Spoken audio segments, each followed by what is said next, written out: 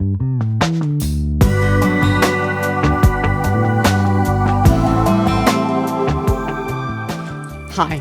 It's so relaxing to be on stage after British ambassador. I have to say, it's really tough. But I will share with you, it was not easy to prepare this talk, I have to say. I have prepared some dots in my life that maybe you can find something in it. I will share a story that what I learned throughout my life and use it as a reminder each morning when I get up. So my name is Jasna. Why would you be interested in my experience when you have your own present, past, and future? I don't know.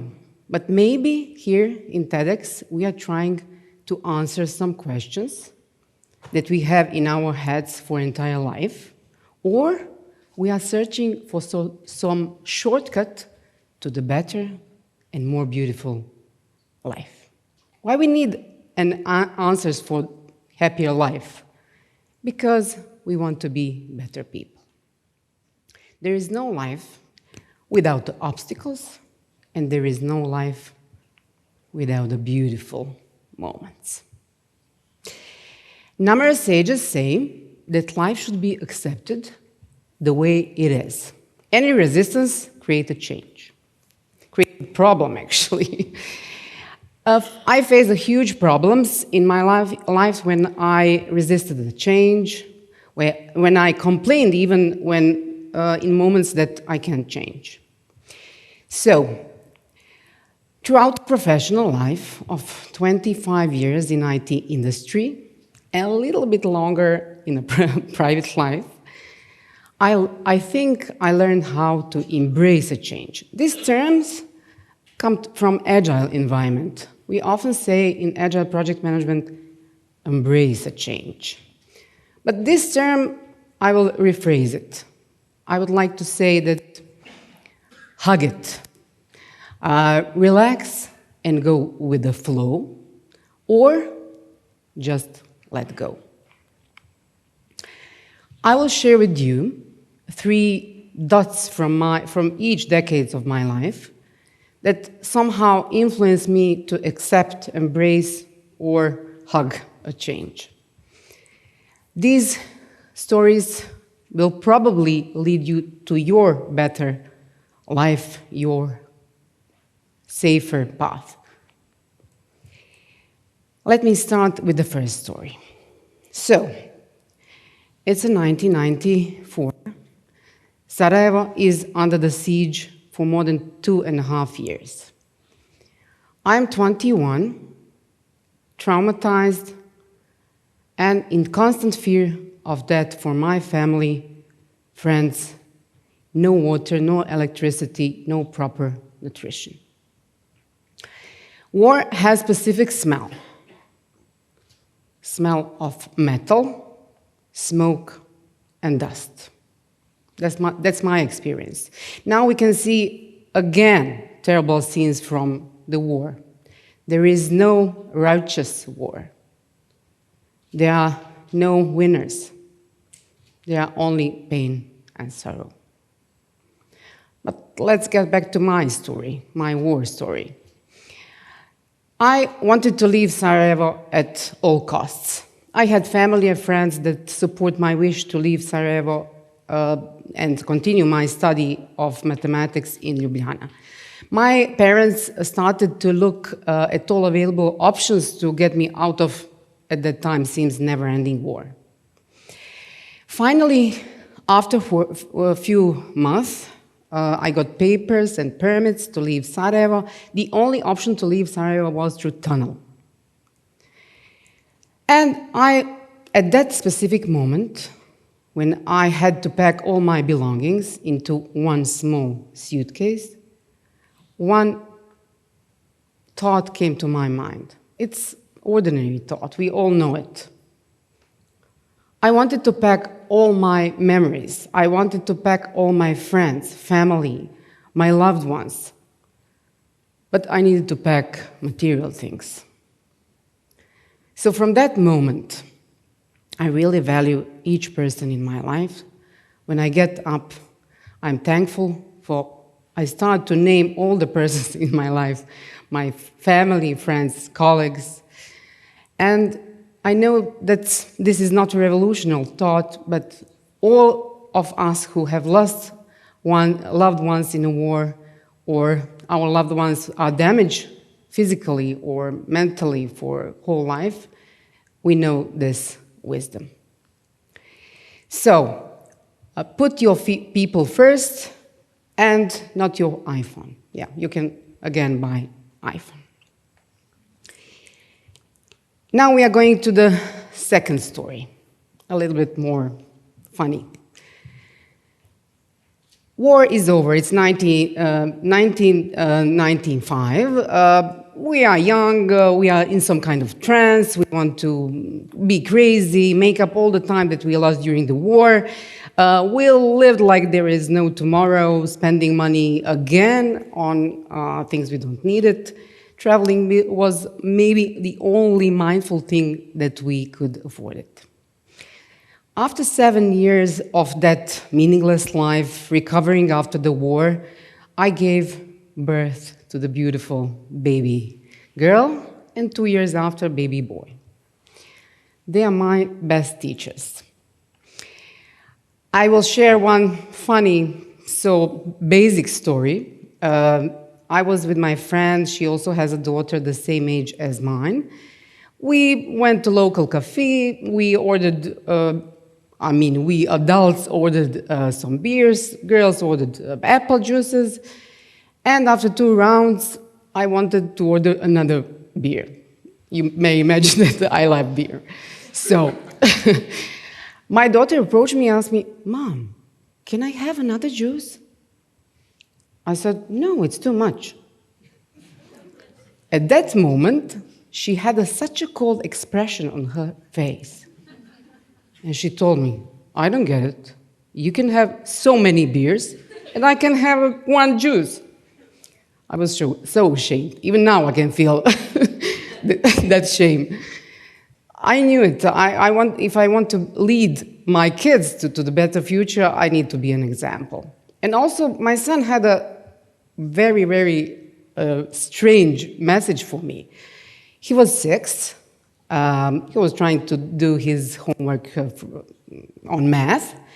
And I tried to encourage him. I wanted to somehow tell him that math is a wonderful subject. I know it is. Maybe you don't, but I think it is. So I helped him, and to encourage him, I told him, "You are so smart, boy.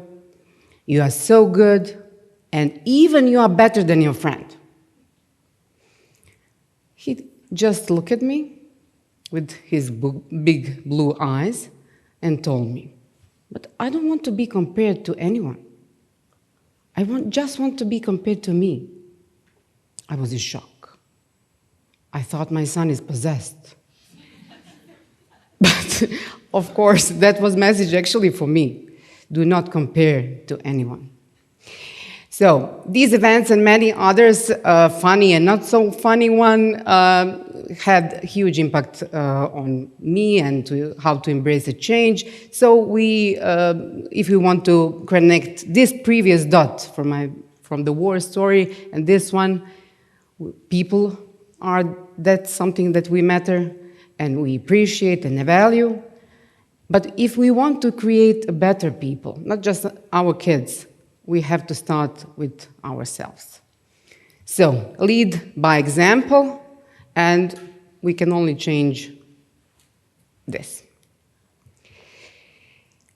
And the third dot, we are coming slowly to the third dot through it's 3 decades of my life, and I'm now working. I want to have a wonderful environment for my kids, like you want to have a beautiful climate and everything for your flowers to grow.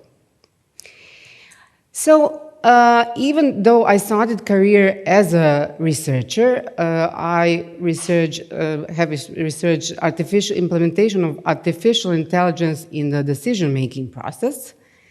I wanted to change business surrounding, and we all know that it's not easy to change a mindset of people that are stuck in a comfort zone. But during my researcher career, as a researcher, you need to find some meaningless data, information, and you start to dig. And you dig. And you dig a little deeper. And all you can find is more tunnel to dig. This tunnel is tunnel of your ignorance, lack of knowledge, and you feel suddenly small, irrelevant to the vast knowledge of the universe. But when you find that little particle, that will maybe help this huge knowledge of human race, you are happy.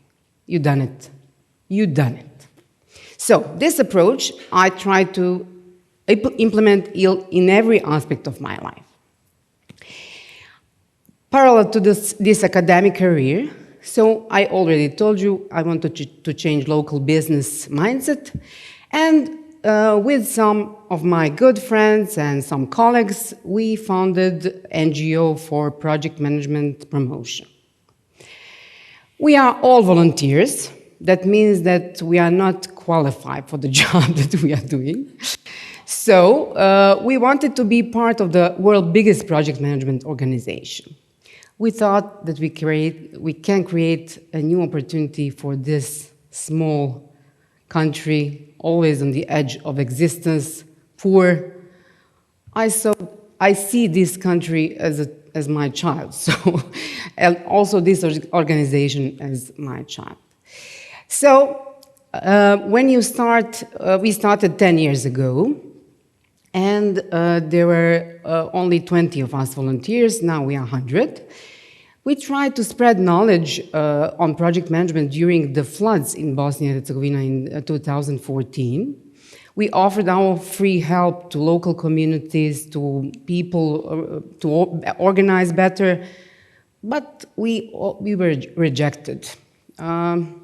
It's normal. I mean, if you want to change something, you will probably go to the wall, hit the wall. But we've done some great things. We influenced a lot of young people and also mature project managers. We are still sharing our knowledge and experience, and we will continue to do that. We also we are never stopping. This is never-ending job if you want to create change. So you know that if you want to create change, you will do it until the end of your life, probably. So. Now we are at the biggest challenge of our project management NGO. So we shared our stories. We are using our knowledge to be better persons. And if we connect these 3 dots, we care about people. We want to be an example or lead by example. This is also a term from the project management. And third one, if you want to change, or if you want change around you, you have to do it by yourself. And find some other crazy people that are ready to be with you. As a conclusion, let's focus on our growth to create better place to work and live. The war is bad, but all is important is internal stability. So we have to be like this lake, steady and calm. And as a project manager, I found out that you can influence people only by being generous and good to them. They say, if you can't do great things, do small things in a great way. I hope that these stories will help you create your shortcut to the better life. And if only one soul heard me from the heart, my mission is accomplished. Thank you.